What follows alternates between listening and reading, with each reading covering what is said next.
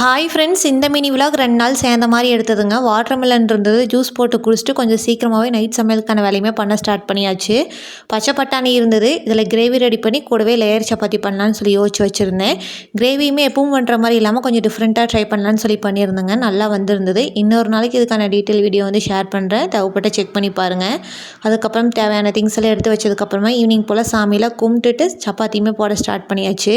Normal சப்பாத்தினா கூட கொஞ்சம் சீக்கிரமாக ரெடி பண்ணிடலான்னு நினைக்கிறேன். லேயர் சப்பாத்திங்கிறதுனால நான் கொஞ்சம் லேட் பண்ணுவேன்னு சொல்லி கொஞ்சம் சீக்கிரமாக பண்ண ஸ்டார்ட் பண்ணிட்டேன். சப்பாத்தியுமே நல்லா சாஃப்ட் அண்ட் ப்ளஃபியாக வரணும் அப்படின்னா மாவு பண்ணிடுறப்போ லைட்டாக பட்டர் சேர்த்து மிக்ஸ் பண்ணி செஞ்சு பாருங்கள், நல்லா சாஃப்டாக வரும். நைட்டு நல்லா சாப்பிட்டுட்டு கொஞ்சம் கடைக்கு போக வேண்டிய வேலை இருந்தது, போயிட்டு வரலான்னு சொல்லி கிளம்பிட்டோம். ஹஸ்பண்டுமே 2 நாளாக வடை வேணும்னு சொல்லி கேட்டுகிட்டே இருந்தாங்க. மெயினாக வடைப்பருப்பு வாங்குறதுக்காக போயிருந்தோம். அது கூடவே தேவையான திங்ஸ் எல்லாமே வாங்கிட்டு வந்தாச்சு. மறுநாள் ஈவினிங் ஸ்நாக்ஸ்க்கு பருப்பு வடை கூடவே டீ ரெடி பண்ணி நல்லா என்ஜாய் பண்ணி சாப்பிட்டோம். அன்றைக்கு எங்களுக்கு இந்த மாதிரி தாங்க இருந்தது. ஓகே ஃப்ரெண்ட்ஸ், உங்களுக்கு இந்த வீடியோ பிடிச்சிருந்தா சேனலை சப்ஸ்கிரைப் பண்ணி சப்போர்ட் பண்ணுங்கள்.